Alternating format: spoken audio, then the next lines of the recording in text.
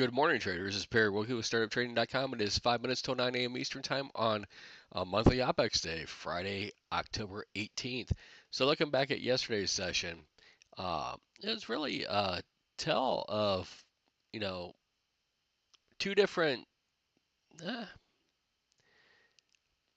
Looking at the Russell, right? It just was, just overlapping value to, right back in place. So just basically an inside day for the Russell, while it did repair some poor structure as well. Looking at the Dow, right? It just held those morning gains and flagged all day long. Looking at the ES and the Nasdaq though, and this has been a pattern as we've climbed higher.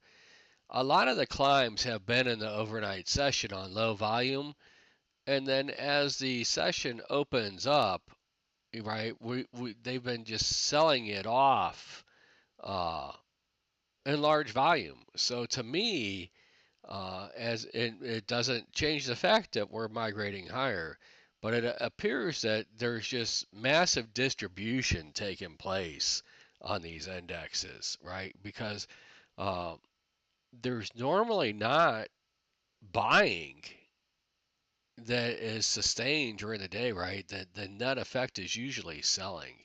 So we'll just have to watch and see if that's just their, MO. Is it, rinse and repeat, or what's going on there? But it's just something to be aware of.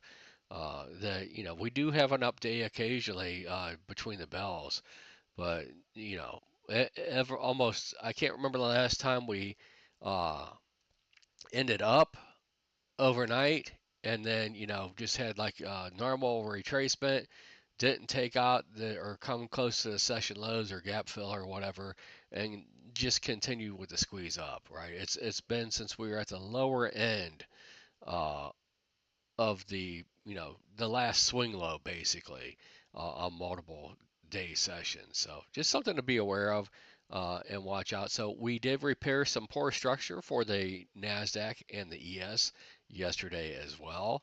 Uh, Looking at what that did to structure, and this is we have that standard excess and A line uh, for the Nasdaq and the ES.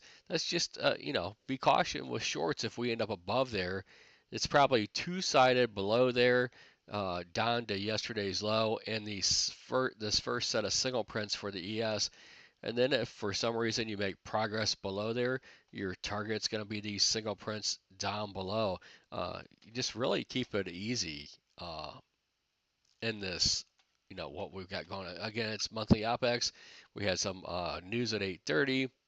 We're going to have Waller speaking at 12:10 about decentralized finance in Vienna. I don't know if anyone really gives a crap about anything that he's got coming out of his pie hole today.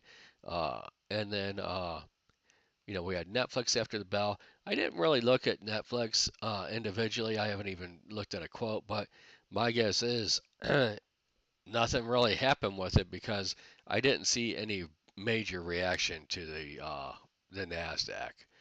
So as we look at positioning real quick, and again, the title of my video is Monthly OPEX May Cause Jumpy Action. And that's kind of normal. These days can be, hard to play as you get, kind of bounces between these large gamma areas for today as, these market makers kind of screw with people today. It is a tricky day to trade normally. A lot of professional day traders that just make their living off of day trading, normally avoid this day, and a lot of them just won't even trade it. So, keep that in mind. So, maybe just take a couple trades, win, lose, or draw. After you may write down a number on a piece of paper, whether it's 1, 3, 5, 7, whatever your number is, you hit that number of trades, and just walk away. Uh, and then come back at it Monday. We should be good to go. Uh, Anyways, looking at next week, we've got 485 is the downside. Uh, 500 all the way up to 515 is upside for the Qs. That's a pretty broad range. Looking at today's where today's action is, right now the Qs are trading 494.41, so just under 495. You can see there's not, there's a little bit of action right around here, but basically 490 to 500. That's a 400 point range. Those are your bogey lines unless you break them, and of course you got to get over this little area. And just looking at uh, very small, 494 to 497 is probably not too bad of a range to guess. And then you lose 494, you're just going down 40 points at a time basically. So let's look at something I really don't. I'll start doing this. I'll start trying to get on a little bit earlier so we can cover this. But looking at the sum of all the gamma on the sheets, and this is takes into not all the expirations that are on the books, but the near term, most of the heavy near term expirations. Again, we're trading 494 right now, so you can see 495. It's not a huge gamma spot, right? And then you've got, you can see between 490, you got to, if you subtract these puts out of the calls, you're a little bit of call heavy on there, but it wouldn't be that if you were to subtract those out and make a delta, right? It's not going to be that big. Your wall is at 500 here. Basically, that's where your large gamma is. That's still where price probably wants to go to test, but that should be resistance. And then going backwards, the first one that really doesn't have that big net effect is 485. So basically 485 to 500 is your playing field. Right now is, that's fair value. That's a pretty broad fair value. And, we're trading 494, between 494 and 495 right now. I'm just going to look at the cash or these real quick. So for the SPY, you're trading 584 right now. So, right in here. So, 585, 580. If you look at, next week, again, 580, 585, your big ones. You get over 585, you got a little bit of churn, probably up to 587, and then you could potentially test 590. Again, looking at where everything is on the sheet, you can see that 590 is your call wall, and then looking for the put wall. The put wall is all the way down at 550, near term right now. So we're very much, we're closer to this resistance than we are to support, basically at this point in time. Uh, it doesn't mean that we're not going to keep drifting higher, but you're starting to get into asymmetrical risk at this point in time. And we are, tilted a little bit towards overbought conditions right now. Looking at the cash market closed at 58.41 yesterday. We're up 13 points, so that put it right around 58.55. So let's just say 58.50. You can see next week that's got some decent gamma on it.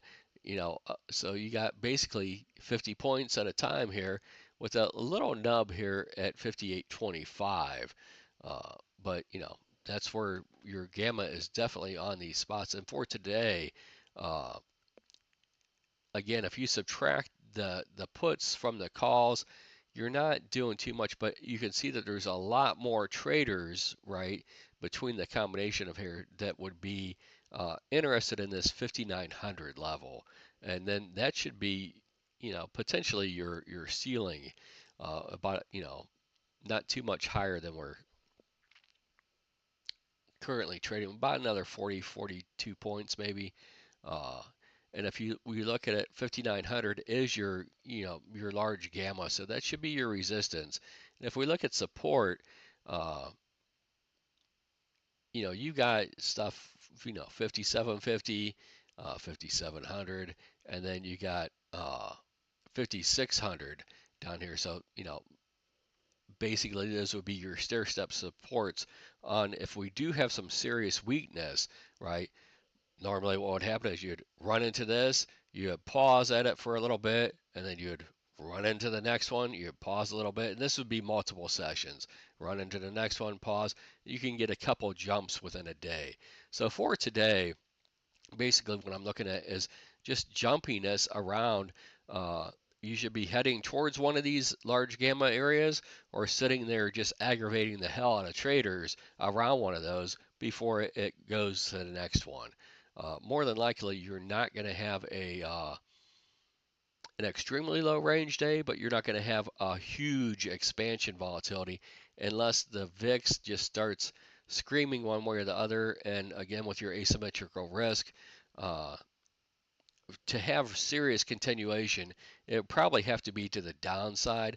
So any upside move probably is more, potentially short-lived, meaning, maybe 90-minute burst, maybe even 2 hour of a burst, but then you're gonna, probably stall, flag, maybe get a minor retracement and keep going up. So to the up, it would be a slow grind, choppy up, very small, a little smaller moves, and to the downside, they would be bigger moves that may just be stopping points, and then you break down and do another one. So we'll see if we actually get anything today. Again, limit your number, take your piece of paper out, write your number on the paper, stay true to yourself, and, whether you write down one trade or 10 trades or 12 trades, when you hit that number, stop.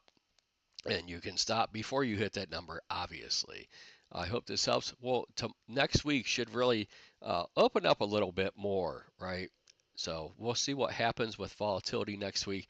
We should, I think the beginning of next week and all of next week should be a little bit more interesting than this week was. I hope this helps. You guys have a great day, and we'll talk to you tomorrow. Or actually, we'll talk to you on Monday. Sorry.